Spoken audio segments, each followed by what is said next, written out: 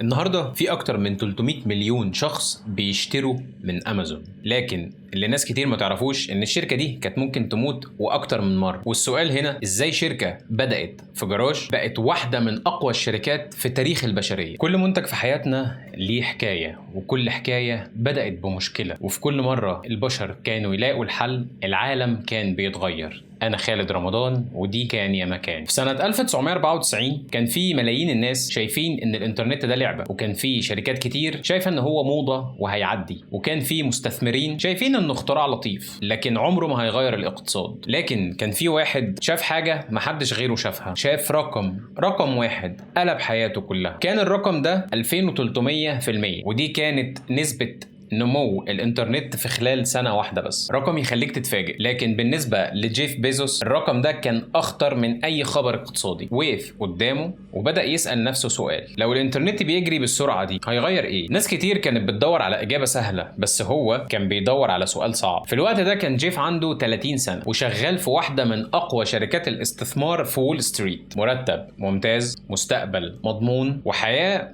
في الحقيقة أي حد ممكن يحسدها. وكان عنده كل الأسباب اللي تخليه يفضل مكانه، لكن كان عنده سبب واحد يخليه يمشي، وهو الفضول. مش الطمع ولا المغامرة، الفضول. كان عايز يعرف إيه اللي هيحصل لو الإنترنت كبر فعلا. وبدل ما يبدأ يدور على شركة يشتغل فيها، يبدأ يدور على منتج يبيعه. كتب قائمة طويلة جدا من برامج، ألعاب، ملابس، إلكترونيات، موسيقى، وكل شوية كان يشطب منتج من القائمة دي لحد ما فضل قدامه اختيار واحد، وهو الكتب. والاختيار ده كان شكله غريب. ليه الكتب؟ ليه مش الكمبيوتر؟ ليه مش إلكترونيات؟ والحقيقة إن الكتب كانت أول منتج الإنترنت يقدر يهزم فيه المتاجر. أكبر مكتبة في أمريكا وقتها كان عندها حوالي 175 ألف كتاب، لكن عدد الكتب المطبوعة في العالم كان بالملايين. يعني حتى أكبر مكتبة مش عارفة تعرض كل الكتب اللي موجودة في العالم. اما بالنسبه للانترنت فالانترنت ما عندوش رفوف، فيقدر يعرض كل حاجه. فهنا والاول مره جيف بيزوس شاف ميزه موجوده في الانترنت مستحيل اي محل او متجر تقليدي ينافس فيها، وهي مساحه لا متناهيه. وفي اللحظه دي الفكره اتولدت، لكن الفكره كانت اسهل جزء في الرحله، لان دلوقتي هو لازم يختار: يا اما يفضل في وظيفه تخليه مليونير، يا اما يرمي كل حاجه ورا ظهره ويروح لفكره جديده محدش مقتنع بيها حتى مديره. حتى لما مديره عرف انه عايز يستقيل بسبب الفكره دي، قال له كلام الحقيقه منطقي جدا وقتها من وجهة نظر مديره. قال له ان الفكرة ممتازة لكنها مش مناسبة لحد شغال في الوظيفة اللي انت شغال فيها. في الحقيقة النصيحة كانت حكيمة جدا، واي حد مكانه غالبا كان هيسمع الكلام، لكن جيف قرر انه يستخدم طريقة تفكير مختلفة. قال لنفسه: لما يبقى عندي 80 سنة ايه اللي ممكن اندم عليه؟ اني جربته وفشلت. وبعد سنين سمى الطريقة دي اطار تقليل الندم، وانه كان بيحاول ياخد القرار اللي يخليه يندم اقل، مش القرار اللي يخوفه اقل. ولما جاوب على السؤال القرار بقى واضح. قدم استقالته وساب نيويورك وركب العربية مع مراته ماكنزي، وفي الطريق كانوا بيكتبوا خطة الشركة. تخيل كده المشهد ده، شركة هتغير التجارة العالمية تماما، وراس مالها وقتها كان مجرد الفكرة. ولا عندها مقر ولا موظفين ولا اسم ولا حتى عميل واحد، لكن كان عندها إيمان إن العالم في يوم من الأيام هيشتري من على الإنترنت. طبعا دلوقتي مفيش حاجة ما بنشتريهاش اونلاين، ولو حد قال الكلام ده سنة 1994 غالبا كان الكل هيضحك، لأن وقتها الناس أصلا كانت خايفة تستخدم بطاقات الائتمان على الإنترنت، وفكرة إنك تحول فلوس لشركة من غير ما تشوفها ده جنون. لكن جيف بيزوس ما كانش بيحاول يقنع الناس، بالعكس كان بيحاول يسبقهم، وده فرق كبير، لأن اللي بيجري ورا السوق عمره ما هيغيره، لكن اللي يشوف السوق قبل ما يتغير هو اللي بيكتب التاريخ. بس برضه كان لسه فاضل خطوة واحدة ممكن تشوفها بسيطة، لكنها هتتحول لأشهر اسم في التجارة الإلكترونية كلها، وهو اختيار اسم الشركة. وبيحكي براد ستون في كتاب The Everything Store أو كتاب متجر كل شيء إن اللحظة اللي غيرت حياة جيف بيزوس ما كانتش اختراع الإنترنت نفسه، لكنها كانت رؤيته لمعدل النمو. وبالنسبة له إن أي تقنية تنمو بالمعدل ده مش هتغير صناعة واحدة، دي هتغير العالم. لما وصل جيف بيزوس لسياتل كان معاه فكرة، لكن لسه ما كانش عنده شركة ولا مقر ولا موظفين ولا حتى اسم. ودي كانت أول مفاجأة. واحدة من أكبر شركات العالم بدأت في جراج، مش من مكتب فاخر أو فانسي أوفيس ولا برج زجاجي ولا هيد كورتر أو مقر يلفت الانتباه، مجرد جراج صغير في بيت ايجار، وبدأ يحط فيه شوية مكاتب واجهزة كمبيوتر وحلم، لكن لسه محدش يعرف. بس برضو قبل اي حاجة لازم الشركة دي يبقى ليها اسم. في البداية اختار اسم للشركة كان كادابرا، واللي كان مستوحى من كلمة ابرا كادابرا، وده لانه كان شايف ان الانترنت هيعمل سحر في التجارة. لكن بعد اول كلمة مع المحامي الموضوع انتهى. المحامي سمع الاسم وافتكره بيقول كيديفا يعني جثة. لحظة واحدة كانت كفاية بالنسبة لجيف بيزوس، لانه فهم لو الناس اتلخبطت في الاسم مرة هتتلخبط فيه 1000 مرة، فشطب على الاسم وبدأ تاني من الأول. بدأ يدور في القاموس الإنجليزي حرف ورا حرف لحد ما وصل لكلمة أمازون، أكبر نهر في العالم. وفجأة بالنسبة له كل حاجة ركبت على بعض. هو مش عايز يبني أكبر مكتبة، هو عايز يبني أكبر متجر في العالم. فالاسم في الحقيقة كان مناسب جدا ليه، لكن في سبب تاني ناس كتير ما تعرفوش. في التسعينات كتير من المواقع كانت بتعمل ترتيب أبجدي بالحروف، فأمازون هتظهر قبل أغلب المنافسين. تفصيلة صغيرة جدا لكنها بتوضح طريقة تفكير جيف بيزوس. حتى اختيار الاسم كان لازم يخدم المستقبل. بعدها بدأ الموقع يتبني، ولو شفته النهارده ممكن تفتكروا مشروع تخرج، خلفيه بسيطه، خطوط عاديه، مفيش صور ضخمه، مفيش فيديوهات، مفيش تقييمات، ولا حتى اقتراحات، يعني ولا اي حاجه من اللي احنا متعودين عليها. كل اللي كان موجود مربع بحث، تكتب اسم الكتاب وتطلبه وبس. لكن بالرغم من بساطه الموقع كان في حاجه اهم بكتير، وهي وعد. والوعد ده كان بيقول احنا هنجيب لك اي كتاب، حتى لو مفيش اي مكتبه في مدينتك تقدر تجيبه. وده كان اول اختلاف حقيقي. امازون ما كانتش بتحاول تبقى احسن مكتبه، كانت بتحاول تبقى مكتبة من غير رفوف. وده فرق ضخم، لأن أي مكتبة كانت بتشتري الكتب الأول وبعدين تستنى العميل، أما أمازون فكانت بتبيع الأول وبعدين تروح تشتري الكتاب. وده وفر عليها ملايين الدولارات وخلاها تعرض كتب أكتر بكتير جدا من أي منافس. لكن لحد دلوقتي لسه مفيش عميل. اليوم الأول عدى من غير ولا طلب، واليوم اللي بعده عدى من غير ولا طلب. الفريق كله قاعد قدام الشاشات ومستني ومفيش حاجة بتحصل. يمكن الفكرة كلها كانت غلط، يمكن فعلا الناس مش هتشتري من الانترنت. وفجأة رن جرس، كانوا موصلين النظام بجرس صغير، كل عملية شراء تخليه يرن. تخيل معايا كده، أول جرس رن كل اللي في الجراج قام وقف وبصوا لبعض، في حد اشترى. وده كان أول عميل، أول طلب، أول دليل إن الفكرة دي ممكن تعيش. فرحوا وضحكوا وكمان احتفلوا. لكن بعدها بكام دقيقة تاني جرس رن، بعدين تالت، بعدين رابع، لحد ما واحد من الفريق قال وهو بيضحك احنا لو فضلنا نحتفل مش هنخلص شغل. فقرروا ان هم يفصلوا الجرس. وده يمكن كان أجمل قرار أخدوه، لأن صوت الطلبات بقى أعلى من صوت الاحتفالات. لكن وسط الفرحة دي كان في مشكلة لسه محدش واخد باله منها. بيع أول كتاب كان سهل، لكن توصيله فكان أصعب بكتير. وده لأن أول عميل مش هيحكم على أمازون من شكل الموقع ولا من اسمها، هيحكم عليها من اللحظة اللي الكتاب ده هيوصل فيه لباب بيته. ولو الوعد اتكسر يمكن ما يعملش طلب تاني أبدا. وهنا بدأ الامتحان الحقيقي. وبرضه براد ستون كان بيقول إن اختيار اسم أمازون ما كانش مجرد اختيار جميل، لكن كان بيعكس طموح جيف بيزوس في بناء أكبر متجر على مستوى العالم، مش بس مجرد أكبر مكتبة على الإنترنت.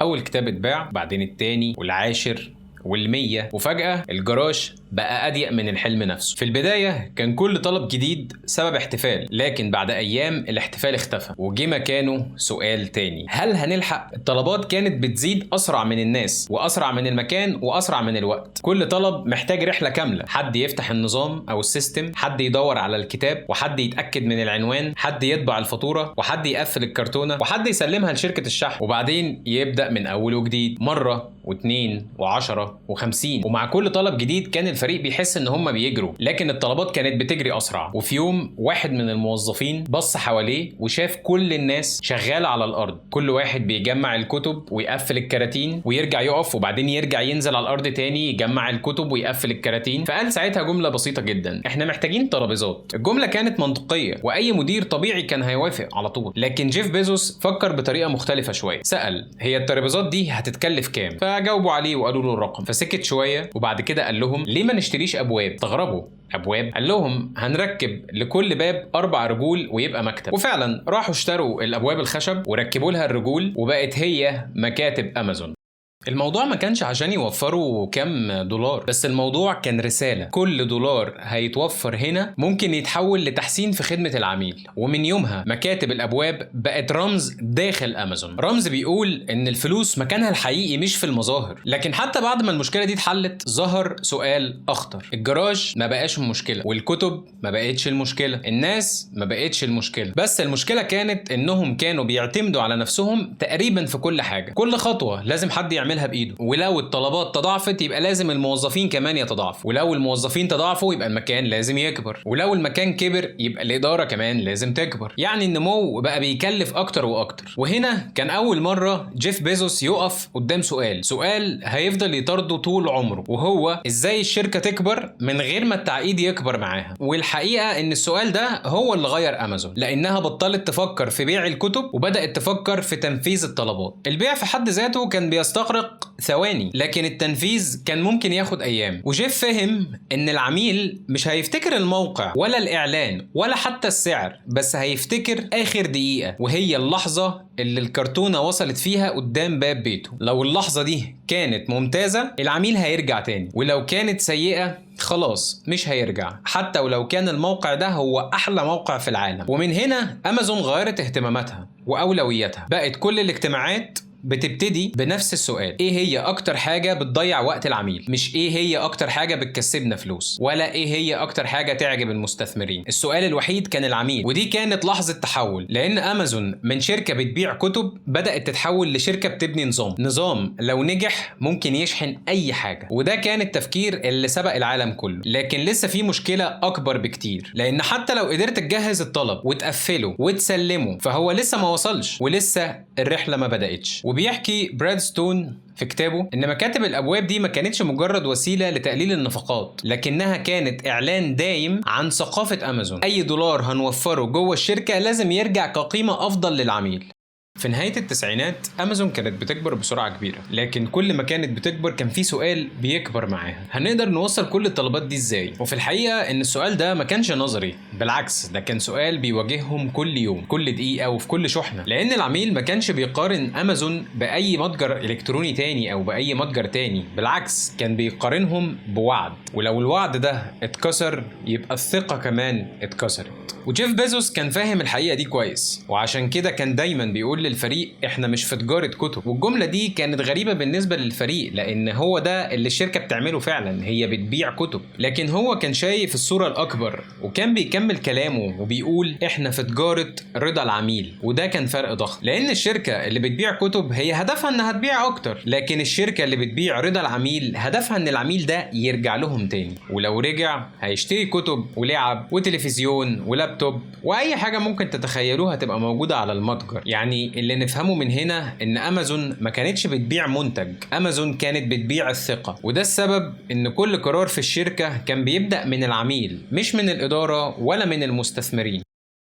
في مرة حد سأل جيف بيزوس مين هو أهم منافس لأمازون. ناس كتير كانت مستنية تسمع اسم شركة أو اسم منافس، لكن الحقيقة جيف قال حاجة تانية خالص. جيف قال إن أهم منافس لينا هي أي تجربة يعيشها العميل. يعني لو العميل استنى زيادة دي منافسة، لو المنتج وصل غلط دي منافسة، لو الموقع كان بطيء دي منافسة، حتى لو مفيش شركة تانية في السوق. كان بيعتبر ان اي مشكلة صغيرة هي عدو لازم يقضي عليه. وعشان كده امازون بدأت تعمل حاجة ما كانتش منتشرة في وقتها، بدأت تقيس كل حاجة. العميل استنى الصفحة تحمل كام ثانية، الطلب قعد في المخزن كام دقيقة، شركة الشحن اخدت كام ساعة عشان توصل المنتج، كام منتج رجع بسبب ان كان فيه غلط او كان فيه مشكلة. كل رقم كان ليه معنى، ولو الرقم اتحسن يبقى الشركة اتحسنت، ولو الرقم بقى اوحش يبقى الشركة فيها مشكلة. ما كانش في حد بيقول انا حاسس ان الوضع كويس، لان ما كانش في مكان للاحساس. البيانات هي اللي كانت بتتكلم، ودي كانت واحدة من اكبر نقاط قوة امازون. لكن رغم كل النجاح ده العالم كان على وشك انه يدخل ازمة هتوقع شركات الانترنت بالمئات، وهتخلي المستثمرين يفقدوا الثقة في كل الشركات اللي ليها علاقة بالويب. والازمة دي بدأت سنة 2000، في اللحظة اللي انفجرت فيها فقاعة الدوت كوم. في شهور قليلة شركات كانت قيمتها بالمليارات اختفت، وشركات تانية فلست، واسهم انهارت. وفي وسط العاصفة دي كان في سؤال بيتكرر تقريبا في كل الجرايد: هل امازون هتكمل ولا هتبقى مجرد اسم تاني في الشركات اللي ماتت؟ الحقيقة ان امازون في الفترة دي كانت بتنزف وبتستنزف وكانت بتخسر فلوس كتير، وده خلى ناس كتير تقول ان خلاص النهاية قربت. لكن برضو جيف كان شايف حاجة مختلفة، كان شايف ان الازمة دي مش هي النهاية، بل بالعكس دي اختبار هيكشف مين اللي كان بيبني شركة قوية بجد ومين اللي كان بيجري ورا موضة الانترنت. وده يمكن كان اخطر امتحان في رحلة وتاريخ امازون كلها. والأول مرة امازون ما كانتش بتحارب منافس، كانت بتحارب عشان تعيش. وبيحكي براد ستون ان جيف بيزوس كان بيرفض تماما فكرة ان نجاح امازون يتقاس بسعر السهم، وكان مؤمن ان رضا العميل هو المؤشر الحقيقي، لان السوق ممكن يغلط لكن العميل نادرا ما بيغلط. سنة 2000 كانت سنة مرعبة، مش لأمازون بس لكل شركات الانترنت. الناس كانت فاكرة ان خلاص الانترنت هيغير الدنيا في شهور، فالمستثمرين بدأوا ان هم يحطوا فلوسهم في اي شركة ليها موقع او ويب سايت، اي شركة اسمها بينتهي بدوت كوم. وفجأة الفقاعة انفجرت، وفي ايام قليلة اسهم شركات نزلت اكتر من 80%، وشركات كان بيتقال عنها انها مستقبل الاقتصاد اختفت، وفي شركات قفلت ابوابها، وفي شركات باعت كل اصولها، وفي شركات محدش بقى فاكر اسمها اصلا. وسط الفوضى دي امازون كانت في وسط العاصفة، سهم الشركة وقع بعنف، والصحف بدأت تكتب عناوين قاسية جدا: امازون بتحرق فلوس، امازون مش هتكمل، امازون نموذج فاشل. وفي صحفي اطلق عليها لقب امازون دوت بومب بدل امازون دوت كوم، وكان المقصود ان خلاص الشركة انتهت. لو بصيت للارقام وقتها كان ممكن تصدقهم، لان امازون فعلا كانت بتخسر، وكل ما كانت تكبر كانت بتصرف اكتر، وده الحقيقه يخوف اي مستثمر. لكن جيف بيزوس كان باصص على حاجه تانية، ما كانش بيفتح سعر السهم كل يوم بس، كان بيفتح تقارير العملاء، كم عميل رجع يشتري، كم طلب اتنفذ، كم شحنه وصلت في ميعادها. لان بالنسبه له السوق ممكن يخاف، لكن لو العميل رجع اشتري تاني ده معناها ان الشركه ماشيه صح. وده كان اصعب قرار، لان اسهل حاجه وقت الازمات انك توقف الاستثمار وتقلل المصاريف وتحاول انك ترضي المستثمرين. لكن جيف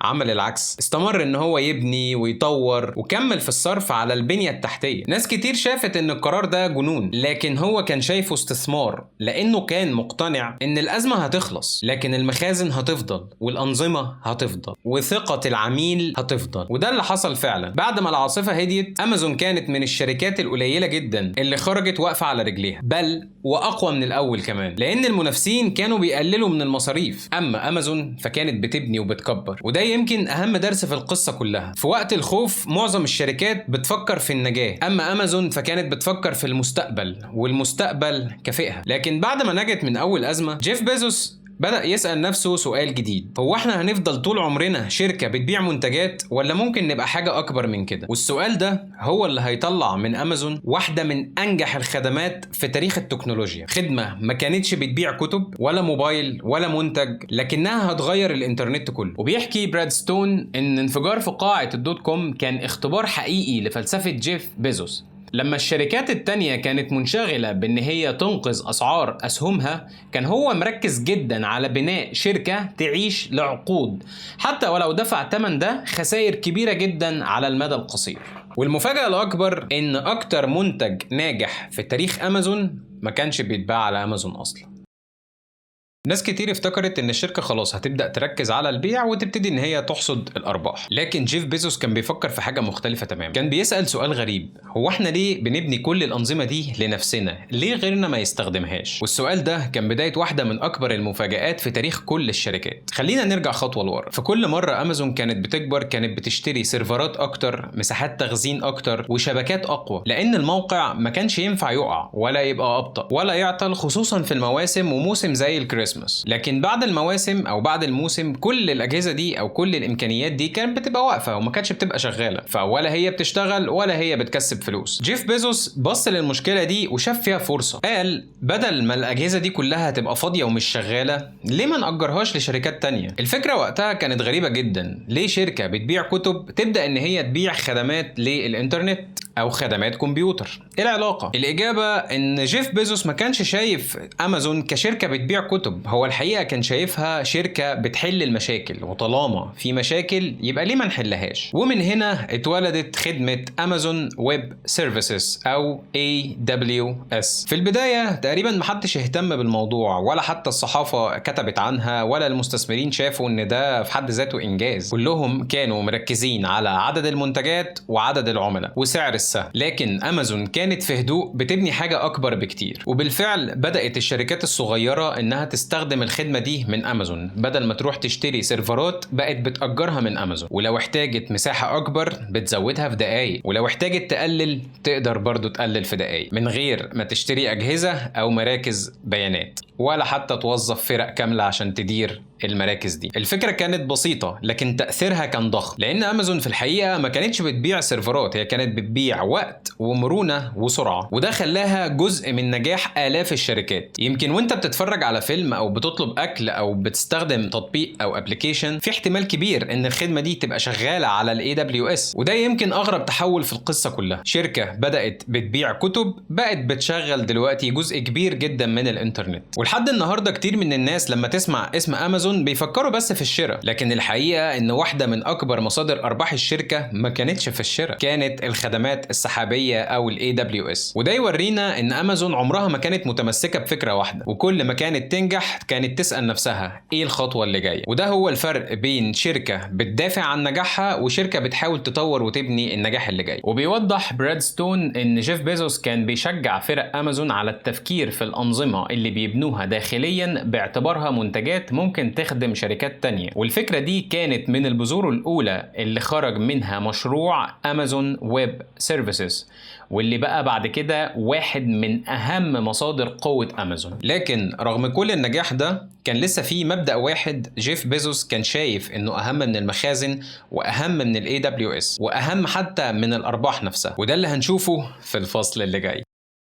في شركات لما تنجح بتحافظ على النجاح، اما امازون فكانت بتعمل العكس، كل ما تنجح كانت بتعتبر نفسها لسه في البدايه. ويمكن دي اغرب حاجه في شخصيه جيف بيزوس، راجل بيدير واحده من اكبر المؤسسات حوالين العالم ولسه بيعتبر نفسه انه بيبدا اول يوم. وكان دايما بيكرر جمله بقت بتعتبر من اشهر الجمل في عالم الاداره: It's still day one، احنا لسه في اليوم الاول. ناس كتير كانت بتضحك وتقول ازاي يعني احنا لسه في اول يوم، انت بقيت واحد من اغنى رجال العالم. لكن بالنسبه له اليوم الاول ده ما كانش تاريخ، اليوم الاول ده كان طريقه تفكير. اليوم الاول يعني لسه عندك فضول، يعني لسه مستعد تجرب ولسه مستعد تغلط ولسه مستعد تغير رايك. اما اليوم التاني فبالنسبه له دي كانت بدايه النهايه. وفي خطاب مشهور للمساهمين كتب جيف بيزوس: اليوم التاني هو الثبات، بعده بيجي عدم الاهميه، وبعدين بيجي التراجع، وبعدين بيجي الموت. وبعدين ختم الجمله وقال: عشان كده لازم دايما يبقى اليوم الاول. وده ما كانش كلام بيتكتب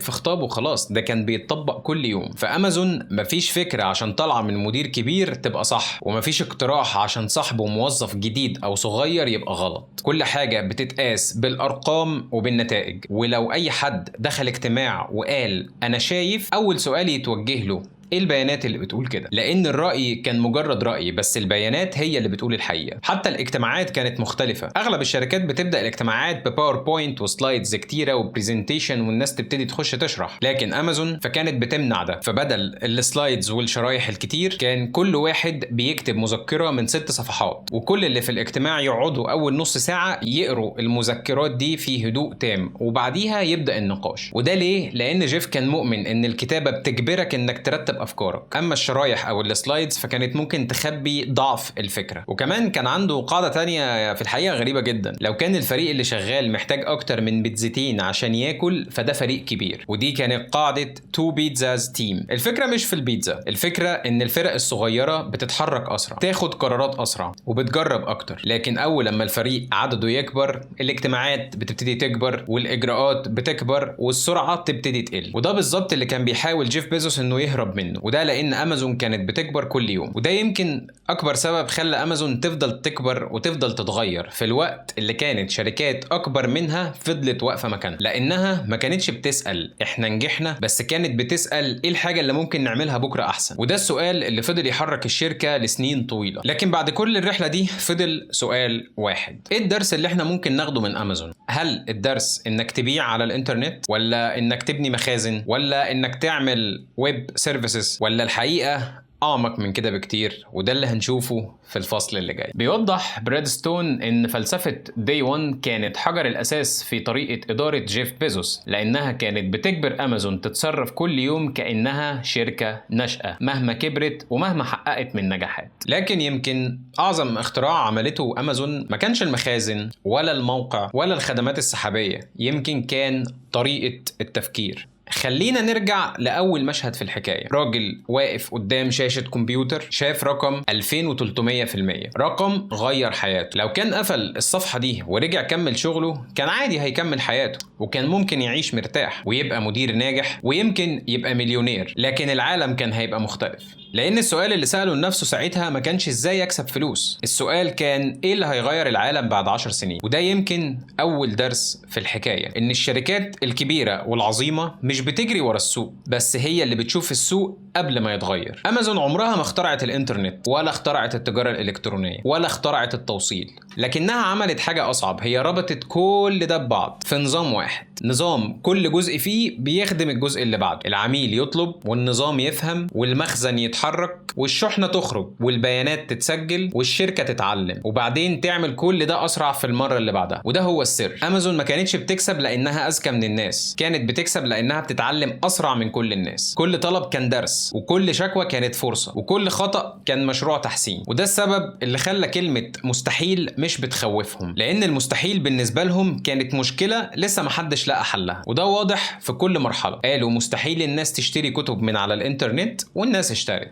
وقالوا مستحيل شركة تخسر سنين وتعيش، والشركة عاشت. وقالوا مستحيل إن شركة كتب تبقى أكبر متجر في العالم، وبقت. وقالوا مستحيل إن شركة تجارة إلكترونية تبقى أكبر من شركات التكنولوجيا، وبرضه بقت. في كل مرة الناس كانت بتقول ده مستحيل، أمازون كانت بترد بالفعل. وده يمكن أهم درس في الحكاية. النجاح مش بيجي من فكرة واحدة عبقرية، النجاح بيجي من آلاف التحسينات الصغيرة كل يوم من غير توقف، ومن غير ما الشركة تقتنع إنها وصلت. وده يمكن هو معنى اليوم الأول أو Day 1 من وجهة نظر جيف بيزوس. كل يوم تصحى وتتعامل فيه مع شغلك كأنك بتبدأ أول يوم، مش لأنك صغير، لكن لأنك عارف إن أول لحظة تحس فيها إنك بقيت كبير هي أول لحظة هتبدأ تتأخر فيها. أعتقد دلوقتي إن السؤال بقى إيه هي أكتر حاجة غيرت أمازون؟ مش هنقول الموقع ولا ال AWS ولا المخازن، هنقول العقلية وطريقة التفكير. عقلية بتشوف الأزمة فرصة، والفشل معلومة،